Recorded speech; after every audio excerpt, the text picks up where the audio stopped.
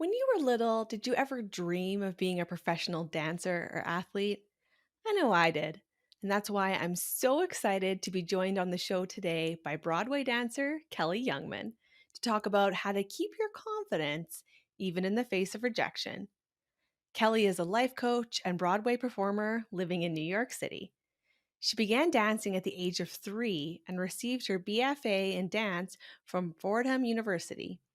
Kelli has performed on Broadway in The King and I and Anastasia, in addition to touring across the US, performing regionally, and on cruise ships.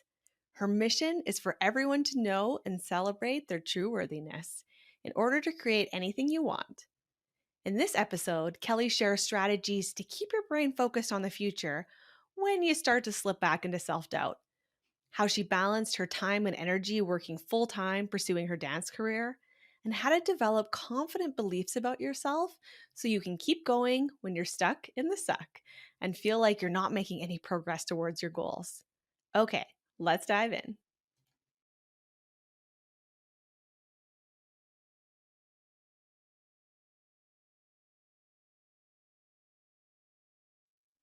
Well, hello, Kelli. Welcome to the show. Hi, thank you for having me. Thank you so much for being here. I am really excited for this conversation. So, I know a little bit about you, but our listeners might not know a lot about you. Can you start us off? Tell us a little bit about what got you interested in dance and a little bit about your career. Yeah, so I actually started dancing when I was 3 years old. My mom signed me and my sister up for a mommy and me dance class. And my sister and I are very close in age because I'm adopted. And so I used to always dance with the teacher, and my sister would dance with my mom as her partner. So ever since that moment, my mom could just see that I loved it. And I was like, I guess, a natural at it, as they would say. So I just really danced all of my life, all the way through high school, through college. I got my BFA in dance, and then started working professionally. That's fantastic. So, it definitely sounds like that spark was there almost right away for you, that love. Hey?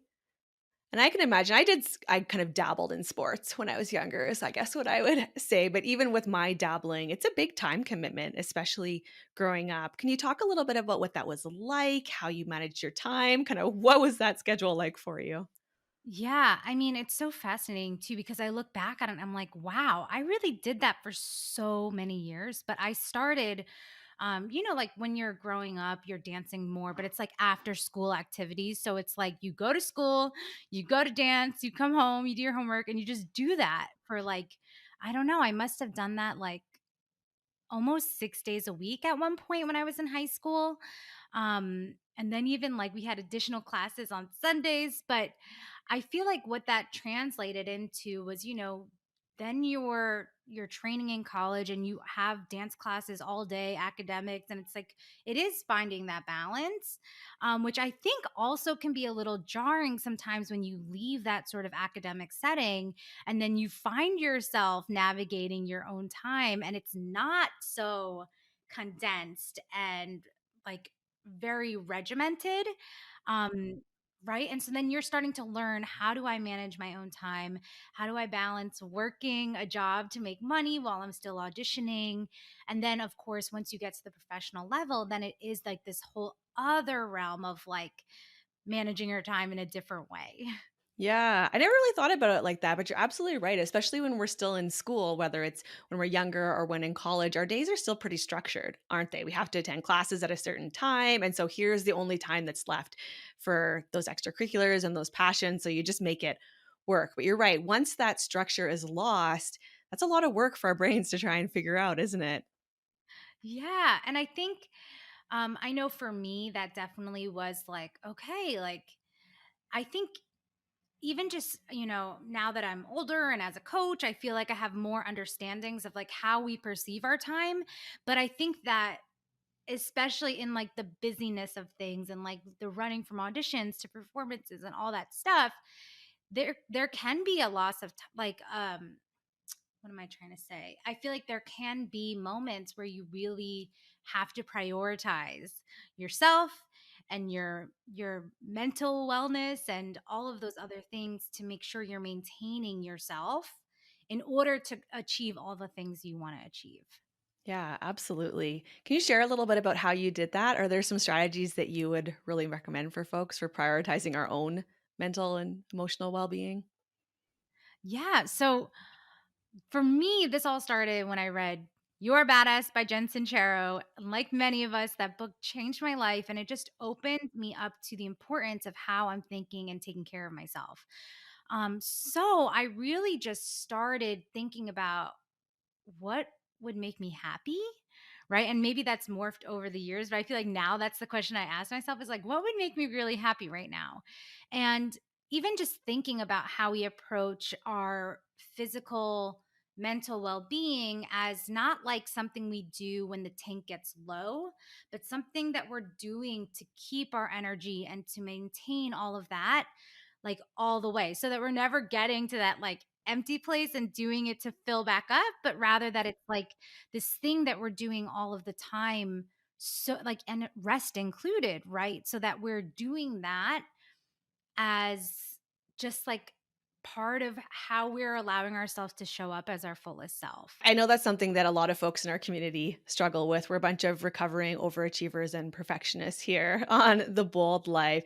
And I know you said it's a little bit easier now at this stage in your life, but can you talk a little bit about how you made that transition to being able to prioritize making that time for yourself? Because I know for me and for a lot of us, like I said, it's something that we don't think about until it's almost too late, right? How do we get around that? I think it's just by like building it in, making it a habit, but also seeing the impact of it, right? Like deciding now who you're going to be on the other side of it, right? And it's like it does take a little bit of work in the beginning to get started, but it's like, all right, maybe just sitting and like I mean, I meditate now often, but like in the beginning it was like I'm just going to sit. I'm going to try to breathe. I'm just going to try to focus. And it's just like looking. I think that's the thing, right? Like looking for ways and strategies to start supporting yourself. Um, but truly, I think it's just like again that shift of noticing that like how you feel matters. It's truly like what you're thinking and feeling is what creates your life. And when I started seeing the impact of like, oh, if I am just like complaining like a little bit less today, that actually made my day better. Or if I'm like telling myself I can do this, like starting with mantras, I think was like a lot of my entry point of like, oh yeah, I am talented. I can do this. I am on the path to being who I want to be. Like those little touch points throughout the day, I think were really helpful for me in the beginning. But I think it starts with even just identifying as someone of like, I am someone who takes care of myself. I think when you're changing it, there's so many people who talk about this, but when you change it at an identity level, it makes it a little bit easier to like honor those commitments of like, okay, I'm going to give myself a full day off. I am the type of person who gives myself rest. I'm the type of person who, eats well and I move my body from love. Um, and I know my thoughts are a little bit like all over, but I think that also was a really important shift. It's like I'm not doing these things to punish myself. I'm doing all of these things, whether it's drinking water, moving my body, thinking good thoughts about myself. Like I'm doing all of this because I love myself and because I feel worthy of having a life where I am energized and happy and just like joyful, right? I think that's like a huge thing that helped me as well. Yeah, I love that. And I know we've talked about that on the show a little bit as well, that concept of identity and how much that matters for what we're prioritizing in our life, because I hadn't really thought about it this way until a couple years ago when I had a friend talk about goal setting and identity, and I was like, whoa, like mind blown. I'd never thought about this before, but it really Yeah. makes sense, right? Because we talk on the show a lot about our beliefs that hold us back, and then so using our identity of I'm a person who does this, I'm a person who prioritizes my self-care or prioritizes myself, really helps foster some of those more positive beliefs in that way. Is that right? Yes, 100%. And like anything, thoughts and beliefs, like beliefs that we have about ourselves or beliefs that we hold in our life, they're just thoughts that we've kept thinking. Like there are most practiced thoughts. Mhm. So if you're wanting to build a new belief about yourself, or like even just shifting into that state of like, I am a person who cares about how I feel, right? Like all of that just takes practice. So the more you repeat those thoughts, like this, that's how they become your beliefs. I wrote that down. Beliefs are our most practiced thoughts. I really like that. I think Yes. that is a great way to think about it. And I know you mentioned that already a little bit too, but kind of where that focus goes, right? So are we focusing on those thoughts that are going to help us move forward towards our goals? Or are we focusing on those thoughts that come up a lot, especially for those of us who are maybe a bit self critical or tend to be a little bit Yeah. hard on ourselves? When we focus on those thoughts, it really can just amplify them in that way. Yeah, and like I work with my clients on this too, but it's like just think about, right? Like I remember back in like the beginning of my career and it's like, oh, there's so many people at this audition. There's only one spot. Are they even looking? And it's like when you're thinking those kinds of thoughts, just think about how it makes you feel in your body, right? Like, and whatever that might be for your listeners of like, oh, I'm probably not going to get this, or, like they're not even looking. They don't want me, or whatever those thoughts are. Like, it just doesn't feel good.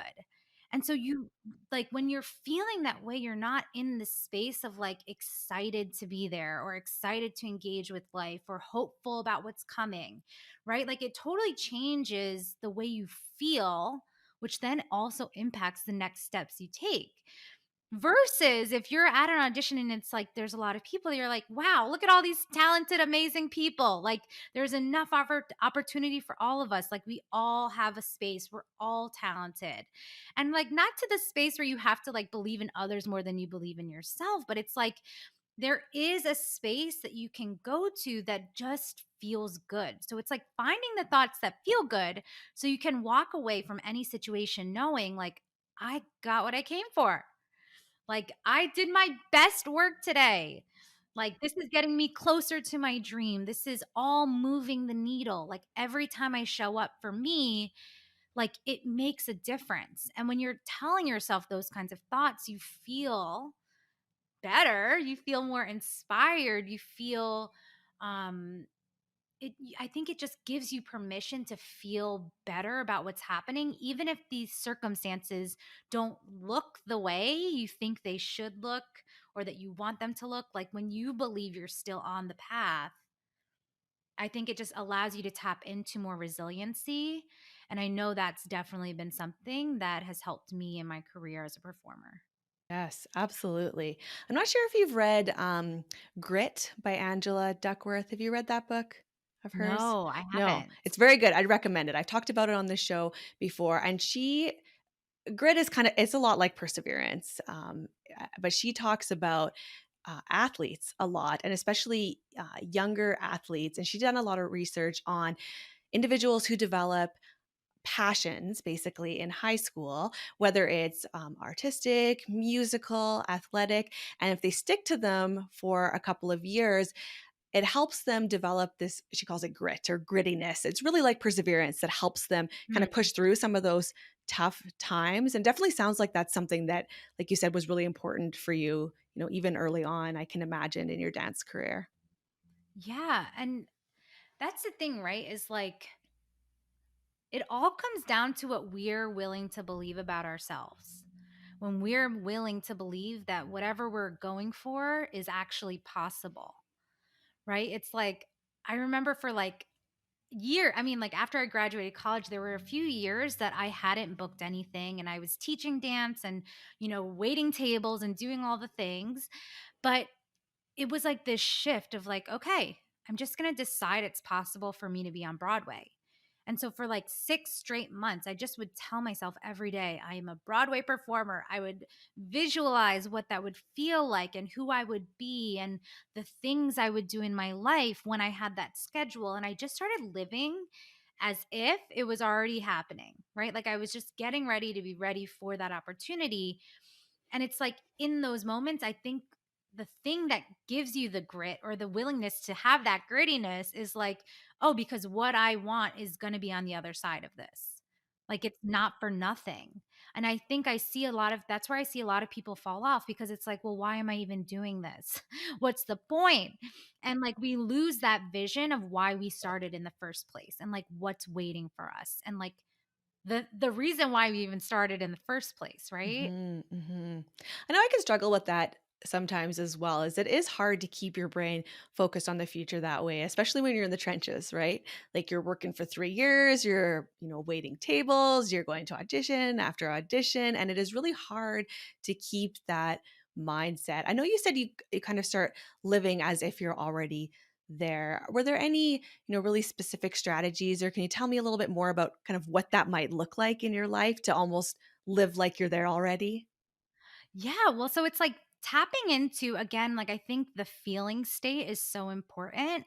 So it's like, oh, like when I was in that place, it's like, well, if I was on Broadway, I'd feel really successful. And I just feel so like proud of myself. And I'd be, taking care of my body because I would want to be, in great shape and stamina in order to be doing an 8 show week. So, like, that's some of the things that allowed me to tap into, like, okay, how do I want to feel? And like, what are the things I can do to like bring those actions into the now? So, like, when it came down to it, it's like, okay, that means I'm like gonna prioritize going to the gym. I'm gonna start working out again. And it's like, okay, I'm gonna like eat well because I need to nourish my body in order to have the energy for 8 shows a week. But really, it's like, what would I be thinking about myself then? And how can I just give myself permission to think about it now? Right? And it's like I think that's one way I would tap into it. Another way, like even now, like right now I'm not in a show. So sometimes like I'll do my workouts at night. And whenever I do them at night, it always feels like I'm like I tap into that energy of like, oh, I'm doing a show right now. And like this is the time I would be walking into the theater or starting, walking on stage. um, I also used to like do these little visualizations too of like when I was walking into my restaurant job. I would just imagine I was walking into the stage door like every time I went in. So it was just like, yeah, I'm stepping into the role of being a server right now. And like, which just like finding little games, I think that's the thing, right? Playfulness and like little games for myself to play so that it wasn't like this like where I was now didn't feel like it sucked, but it's like I wasn't thinking that there was better than here, right? Like I was finding ways to make here feel amazing, which is truly the only way you can start getting to where you want to be is like feeling good now. Yeah, and developing some of those consistencies and habits too, right? Like Yes. you said, of even not just mindset related, even physically, of, I work out at this time because this is when I would have a show. And so that's training my Yes. mind and my body to get used to this. Even if I'm not in a show right now, I need to keep up with these habits because once I get to that point, it's going to be harder to get in shape, I can imagine, if I'm out of shape at the moment. Yeah. Yeah. Yeah. And I think it's just still the idea of like knowing that you can have like be, do, or have whatever you want. And it's like when you really are like honest with yourself, what do I need to be doing to be ready for that? And Mhm. I know in the beginning it was like, oh, I'm doing all these auditions. And it was like a lot of that, like, wah, Yeah. like it's not working. And like, then I had to just like really be honest with myself and look at, well, what am I actually doing? Like, I'm going through the motions of going to auditions, but I'm not in belief that something's going to happen. I'm not in like my top most amazing like I'm not as ready for these opportunities as I'm like trying to think I am, Yeah. and I'm not doing the work. Like I really wasn't. I wasn't going to classes. I wasn't like, I wasn't taking care of myself in the way that I would need to at that level. So it's like the more Mhm. you can start doing that now, you become the person who you think you're going to be when you're there. Yeah. I really like that. I think that's a great thing to keep in mind because just like you said, sometimes we get into this perhaps false belief that we are doing all the things we need to do. But if we're really, honest and take a close look at what are we actually doing? Am I actually doing the things that are going to take me towards that goal? Or am I stuck in a pattern of we talk about busy work a lot on the show? Am I Yes. stuck doing things that aren't really taking me closer to where I want to be, but are keeping me feeling really overwhelmed and stressed out? Yeah, 100%. And I think that's where it's like it can feel scary to have that level of honesty, but I think that's what allows you to move into like the radical responsibility of like, who do I want to be? And actually being that person now. Mhm, mhm. I've been thinking a lot lately about kind of some of the mental resistance that we have that holds us back from taking those steps, right? And I know we've talked before on the show, I've shared about how our brains love to be comfortable. And that level of change is not always comfortable because it means a lot of work, right? It means going to the gym regularly. It means being really careful about what you eat if, your body is so important for your career. It means continuing to go to these auditions even if they're not successful or even if it takes 200 to get to that point, and our brains will put up a lot of resistance. Do you find yourself there sometimes? What's that resistance like for you? What do you do about it?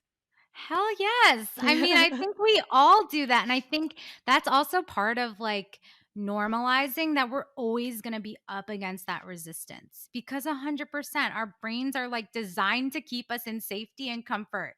And so it's like when we start doing something totally different, it's like, wait a second, what's happening? And I feel like that's when it really comes back to like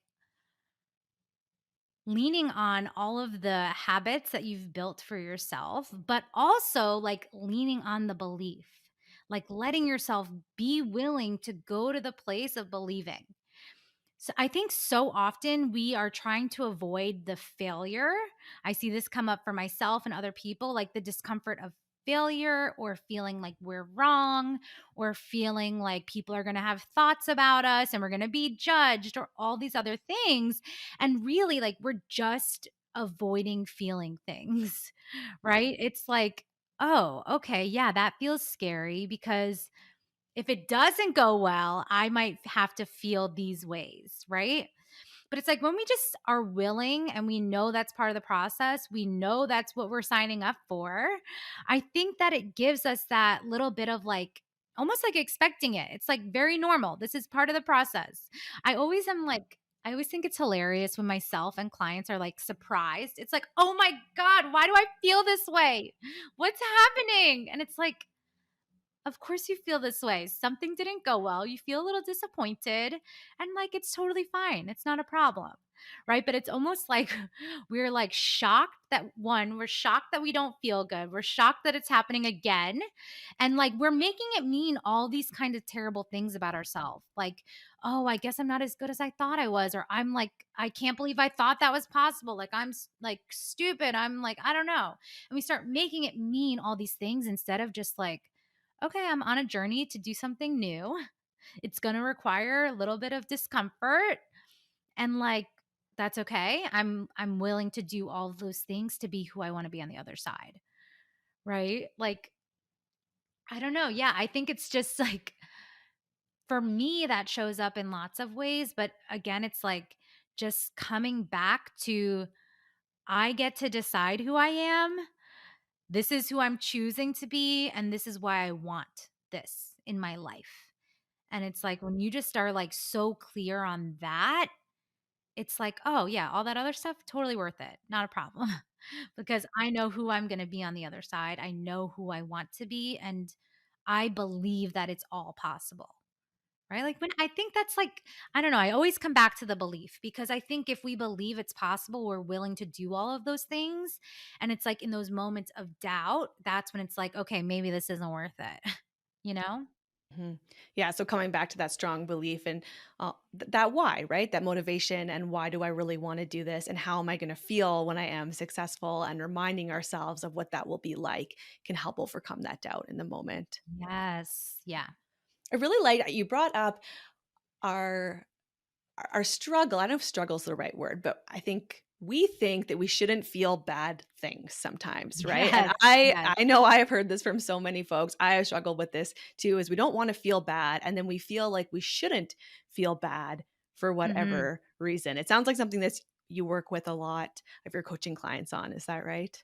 Yeah, yeah, and, like, again, it's like the shoulds, right? It's like, "I shouldn't be feeling this," and it's like, then we're already adding this other layer of judgment and resistance on top of what we're already experiencing, and it's like, if we're not arguing, like I love Byron Katie, and like if we're not arguing with reality, and it's like if we're not telling ourselves this shouldn't be happening, we can just like be with where we are. We can welcome the feelings, we can feel the emotions. And it's like, again, I think then we just process those feelings and then we can move through them. We can decide how we want to feel after that. But trying to like shove all that down and like, one, pretend it's not happening, two, try to like bypass it, or three, just like, I don't even know, like I said, avoid, bypass. Like we're just trying to like escape all of that. And it's like, we're going to feel it no matter what. And when we're just, again, willing to, I think um, it shifts how we're feeling and how we're just perceiving even the feeling itself, right? We're not then perceiving it as good, bad, right, or wrong. It's just like, I'm experiencing this emotion and it's okay and it will pass and I'm still safe. Nothing's gone wrong. Yeah.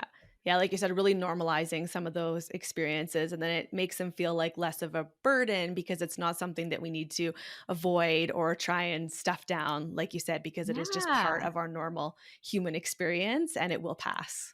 Yes. And I think also, like, I see this come up for performers a lot too. It's like that feeling of shame of like, I shouldn't be feeling this way, or like, because I'm feeling this way, that's bad. And Mm. it's like just also releasing that and Mhm. just being like, yeah, I love it. It's like, we're human. These Yes. are all the human emotions. We're going to have Yes. them all. Yes. Oh, I love that. That's fantastic. So I have started asking our guests for book recommendations because I love reading. And as you probably have noticed, a lot of my stories start with, "So I was reading this book." What is one book that you would recommend, or what are you reading right now? Okay. This is one book that has like truly changed my life in the last year. I am such a fan of like law of attraction and like using your minds and your mind and your thoughts intentionally. But this book, Happy Pocket Full of Money, truly opened my mind up into a whole nother realm. Um, it's about money, but it's not about money. It's about so much more than that. But it's really um I love the way the author David Cameron Gikani, I hope I'm saying that right. Um, he just breaks it down in a way that I've never heard before, and it just like made so much sense for me. It made so many things click in terms of how our thoughts are really shaping our human experience, and especially with money and how we think about ourselves and our wealth consciousness and the way that we identify in the world in our own thoughts with our money can also like raise the cap for what we can make and create and tap into in, as far as abundance and all of that. Oh, I love that. I will definitely put that on my list and I'll put it in the show notes so folks can find it as well. I know I have been learning a lot the past few years since starting my own business about my beliefs about money. A lot that I did not even realize that I had that Yeah. really are, holding me back and bringing out some of that fear, right? And how Mhm. that is really impacting me. So something that I am always working on, and I think is a fantastic area for all of us to continue to improve upon our beliefs and values about money and success and what that means, especially as Yes. women. Mhm. Yes. So true. Fantastic. Well, thank you so much for being on the show today. Of course. Thank you for having me. It's been You're- so fun. If folks want to learn more about you or they maybe want to work with you, where can they go to find out more? They can go to kellyyoungmanwellness.com, Kelly with an I. Um, and I'm also on Instagram at the same handle, Kelly Youngman Wellness. Perfect. I'll put those links in the show notes as well so folks can just click on them to find you. Well, thank you one more time so much for being with us today. Of course. My pleasure. It was so much fun. And yeah, I hope it shares and brings love and light to everyone's day that listens. Fantastic. All right, everyone. Thanks for listening. I'm Dr. Nicole Byers, and this is the Bold Life Podcast.